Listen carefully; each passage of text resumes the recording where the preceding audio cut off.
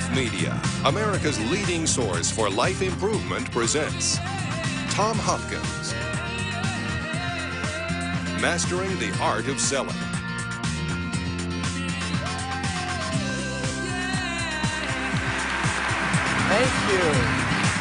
Thank you.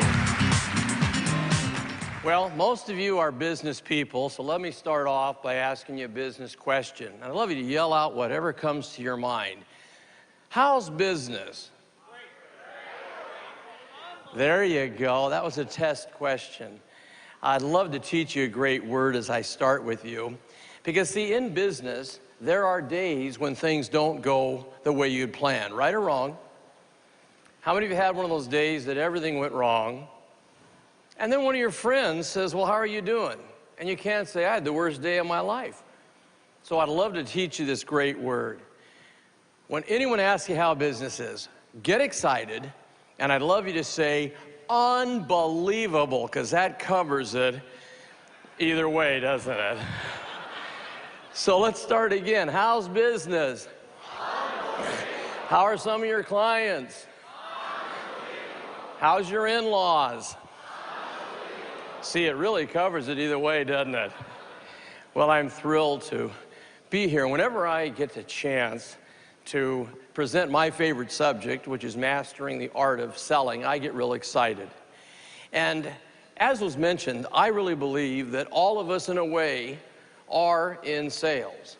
We're selling people to do what we like them to do if they work for us.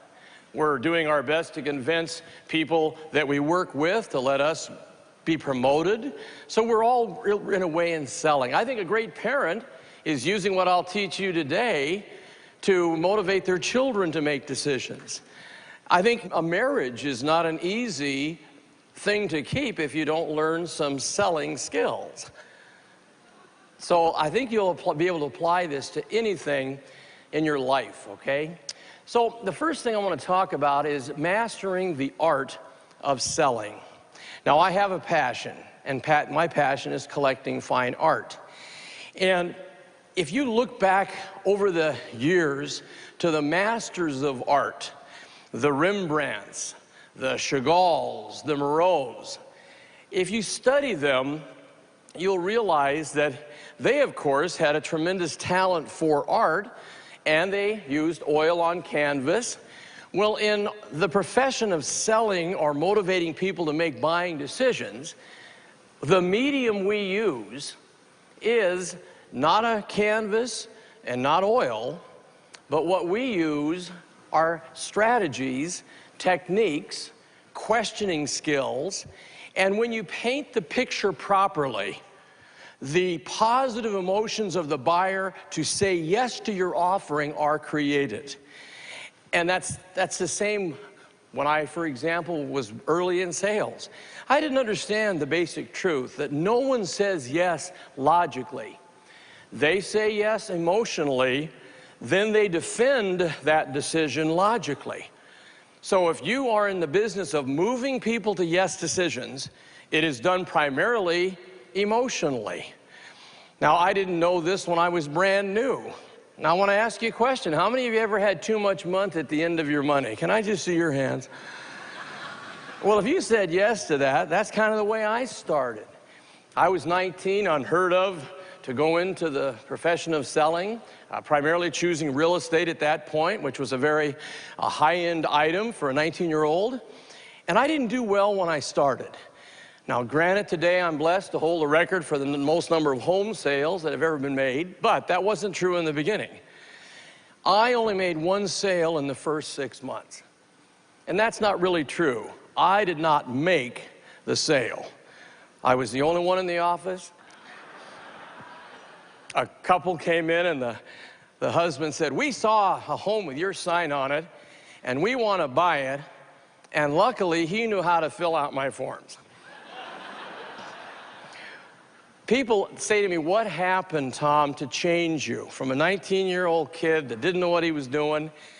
I did what you folks are doing today. I did what you watching this program are doing. I invested in my education. I spent the last $150 I had to go to a seminar And the man teaching it, I can honestly say, all these years later, had a life-changing effect on my life. And that can happen to you when you go to a program with your mind open and you listen carefully, intently. You do your very best to take the pearls, those certain things that are said that can change your life if you apply them. And that is the real key. The application of what is being covered in these programs. Taking it, applying it, and having the changes take place. So I decided in putting this program together that I wanted to share with you some things about selling that most people don't talk about. See, because most people think the word selling and they go, well, they got to be great talkers. There's three things I think you have to have first. And I'll ask all of you here, how many of you believe in your product? Let me see your hands. How many of you believe that you yourself would buy it? Oh boy, you better. How many of you are enthusiastic about the profession of selling? Great. Now I want to start off by saying you got to believe in what you do. I've had people on talk shows say, Tom, I'm thinking of going into sales. Where can I make the most money? And I go, that's not how you look at finding a profession called selling. You need to find something you love. In fact, it has to even go more than a love. I think you have to have a passion for what you do. You have to be passionate, where you're so excited to help people get involved in your product, where you just love what you do. Now that, they can't say no to. And never, ever forget this. People will say yes more to your belief, your conviction, than they will your technical skills. So the first key is you got to buy what you sell if you're going to have true integrity. I've had people say to me, Tom, I've read your books, I've heard your tapes, I bet you could sell anything. And I say, no, I couldn't. I could not sell something I did not totally believe was good for the consumer after they owned it. And that's the key to professionalism. You have to say, looking across that table, looking across that desk, I know these people are qualified, I know they will be happy, I know they will enjoy this wonderful opportunity I'm offering them. Your belief is absolutely critical. Most people that gravitate into the field of sales are good talkers. Oh, they can talk. Boy, can they talk. But I totally believe you have to start with three things first. The first thing you have to have before you start telling people what they should buy is you got to find the product that you so believe in that you're excited about. The second thing you need to do, number two, you need to find qualified people to sell, and then, of course, professionally sell those people you find. Those are the two steps. You got to find them people that are qualified, then have the skill to professionally lead them to the decision of saying yes. The third thing you need is you have to help people make decisions that are good for them. Now, you'll hear that again later on, because I want you not to miss the words good for them. That's where your strength comes from. I think you've got to look at a person and say, you're going to thank me in the years ahead because what I'm doing for you is good for you. And that's where your strength comes from. So let's start on some of these questions. First of all, there's a basic truth that we all have to live by in the field of sales. And don't miss this now. If I say it, they tend to doubt it. If they say it, it's true. So the key is to take any statement of fact and see how you can turn it into a question. Now, I teach basically 40 questions. I'm going to give you the ones that I feel you can take right today, start applying in all areas of your life. Now, the first question is actually titled a tie down. A tie down. Now, the tie down is defined as a question at the end of a sentence that demands a yes response. In other words, it's a way of getting yeses, isn't it? That was one, wasn't it? I did it again, didn't I? You're catching on, aren't you? They're kind of fun, aren't they? You can make this a speech habit with practice, can't you? Because you do want to get more yeses, don't you? Now, I'd like all of you to now join me. I'm going to say a statement. I'd like you to add the tie down that's applicable and give me a nice nod. Ready? Investing in a quality product makes sense, doesn't it? Gosh, they've got to say yes to that. They won't say, oh no, we're looking for something that just breaks all the time. Haven't you got a real rotten product to talk to me about? No, they'll say yes to that. So that's the tie down. Now have fun with that. Don't overuse it though. See, some people go, boy, I love that, isn't it, doesn't it, wasn't it, couldn't it, wouldn't it, shouldn't it, can't you, won't you, don't you, I love that thing. But then they overuse it, and now you're getting pushy. Here's a general rule for you in sales. For every hour presentation, use no more than 2 tie downs in the presentation. That would be your maximum, or you're moving from giving them a good opportunity to say yes to getting pushy and controlling, and people don't want that today. All right? Our next question technique is one of my very favorites, and it's actually called the alternate of choice. Now, the alternate of choice, the definition is this. It's a question with 2 answers. Either answer they choose is a minor agreement leading towards the major decision. So you're always trying to give them 2 questions. 2 questions, you say. And of course, the key to this thing is they must know the answers. This is very important. And the answers must confirm the fact they're going ahead. Now, let me give you the best uses of it. It can be time you meet someone. See, if you say to many people in business, when can we get together? Now, you that are in sales, you're the last person they may want to meet.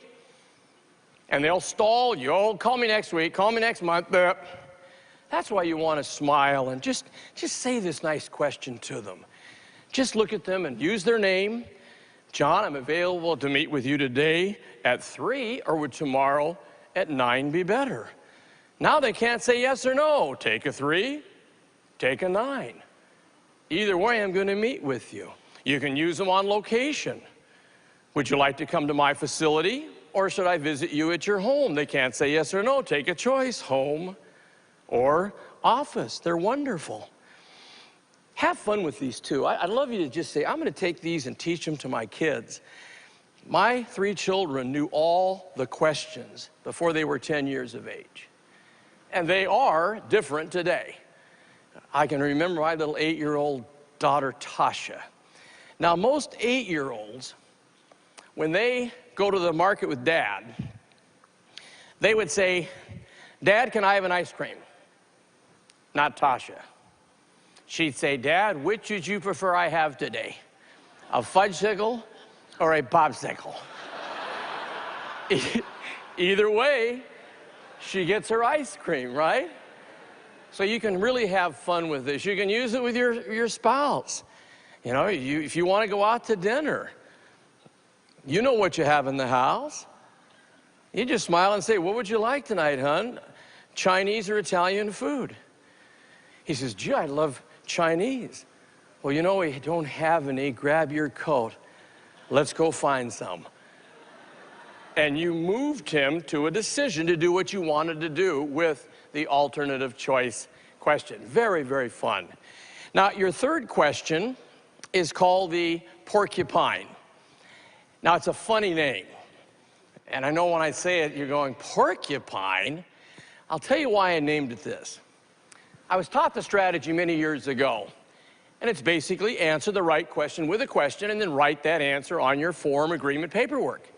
The challenge I had is I was nervous like most people in our business, and I would forget to do it. I mean, all of a sudden they'd say, how soon can we move into the home? And I'd go, well, there's 30-day possession, there's 60-day possession. So what I learned to do was answer it with a question. How soon can we take possession? John, what time schedule would best suit you? Now, when they answer that, I've, in essence, closed the transaction. And I called it the porcupine because I started saying, I won't forget it if I visualize they threw a live porcupine in my lap. Now, what would you do if I did? I threw a live porcupine right at, what would you do with it? You'd throw it back. That's what we do with the right questions. Let me throw some at you. Ready? Do you have one in blue? Would you like one in blue? Isn't that simple? Do you have a smaller size? Would you like a smaller size? And when they say yes, they bought. So simple. Gosh, I used to love it. I'd be showing a home I knew they'd love it, and all of a sudden the wife would go, now, Tom, will they leave that swing set in the back? I didn't say yes or no. I said, do you think the kids would enjoy it? Well, when she said yes, she just bought a swing set, what stays with it? The house. Of course. So it's a real fun technique. And again, you in sales, I see so many lost sales because people ask a question they would only ask because they want the product, and the people don't answer it with a question. They've lost that sale. So get sensitive to the porcupine, all right? Now, people ask me, Tom, why don't people purchase my product when they should? Well, there's 10 reasons that you should know, because there are 10 basic fears that the average human being has to invest money for benefits of a product. Now, you want to know these fears because you really want to work on them so that your presentation makes sure that you eliminate these 10 fears. Now, the very first fear I'm addressing to you that are in sales, and everybody knows it. They know what you do for a living. The first fear is they are afraid of you. Why? They're afraid to be sold. See, we are great consumers. We love to own things, but people today are afraid of being sold. So the key is to not come across like a salesperson, but try to come across more like an expert advisor. You see, when you come across like an expert advisor, they stop looking at you as someone trying to sell them. And that's, of course, when everything works. The feelings are right. They don't know exactly what they should do, but they feel good about you. See, if you were to boil down the whole key to this business to one sentence, let's just say hypothetically, you were in the elevator at the hotel, and I was in the elevator, and you says, Tom, I'm studying your training, I've read your books, blah, blah, blah, blah. We got 10 floors till we get to the top. What is the real secret? And I would say I can boil everything I teach down to one basic truth. If you make something happen with people, you're going to do well in this business. What is it? You have the ability to have them like you, trust you, and want to listen to you. You see, if people like you, then they trust you, and they want to listen to you, not have to. They now open up and say, I need more information. That is when you really are going to do well in this business. Now, the second fear that people have, they're afraid of making a mistake. And you know, all of us are. Many people have purchased something they wish they'd never purchased. They were told something and it didn't work, the warranty wasn't good, and so they have this fear that, hey, I'm not making a mistake. That's why in any presentation, you must watch as we watch the presentation to make sure that any of those fears about making a mistake are covered in the presentation. Now, your third fear, they're afraid of being lied to. See, many times they've been told a lie in the past. Anyone over 30 years of age has purchased something where it didn't do what they said it was going to do, and they felt they were lied to. That is why it's so important that you are extremely honest and truthful. See, I believe that you can have a great presentation, you can tell anybody anything based on what you're saying if you come from a foundation of truth. And that's really, really important to have a long-term integrity and ethics with your clients. Now, the fourth reason people are afraid to buy is they're afraid of incurring debt. All of us are. So many people have too much debt today, and they look at your product, they may have to increase the monthly investment.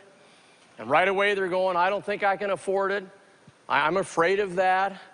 So again, it's so imperative that in your presentation that you make sure they realize the value that they get. Because see, that's what the exchange is in selling anything. It starts with perceived value as to the benefits they're going to get. Then it goes from perceived value to real feelings of value. And that's why one of the great keys to selling anything is learning how to pour on value. Because if there's enough value, it diminishes the investment they're going to make. Fifth reason, this one takes a little explaining. How many of you that are in sales market your product primarily to two people, a husband and wife at the same time? Let me see your hands. Okay, quite a few of you. You've got to be careful here, because this next reason has to do with one of the couple at the table. Meaning, let's say that you're a real good friend of the husband, and he's made some mistakes. You're close enough to tell him, let's say you're in financial services, and looking at what they've done with their investment portfolio, they've made tremendous mistakes. Well, now here's the situation. All of a sudden you are real blunt with John. John, what were you thinking? This is the stupidest thing I've ever seen. Well, all of a sudden, John feels his ego is threatened, and the next fear takes place. And that's the fear of losing face. To where he loses face in front of his wife because you talk down to him. That's why it's very important. Here's another concept. Make everybody at the table feel important. Never talk down to anybody. Never belittle anyone. It's amazing if you make everybody feel important, which is, again, is uplifting them, how they'll want to do business with you not only once, but for a lifetime. And that's when you really have done your job, when they want to be a lifetime client. My last year in sales, 96% of the people I met and got involved in our opportunities were referred to me by other happy people. And that only happens when you do a great job for them. When they know, wow, this person cares more about me than making a sale. And that's something you want to work on, that feeling. Now, there's a word for that. You've heard it during the program, and it's called the word empathy. See, empathy to me is the most important thing people have to feel you have for them. You have empathy for them. Empathy is putting yourself in their shoes. In fact, I have a poem. I love poetry. It's another thing I write. I love it. I have a poem that I think will really illustrate to you what this empathy thing's all about. Let me share it with you. When you walk down the road of life and come to that bridge, knowing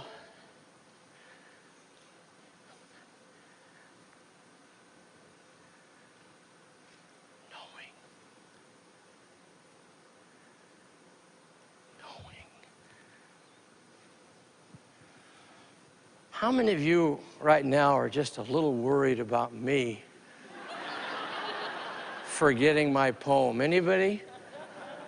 How many of you had this feeling like, whoa, come on, Tom, don't forget the poem? See, if you had that feeling, that's empathy. Where you put yourself up here with me, with all that's going on here, and me forgetting the poem. You that felt that, I salute you. You've got empathy. For the others of you that said, oh, finally he blew it, that's great, I'm worried about you.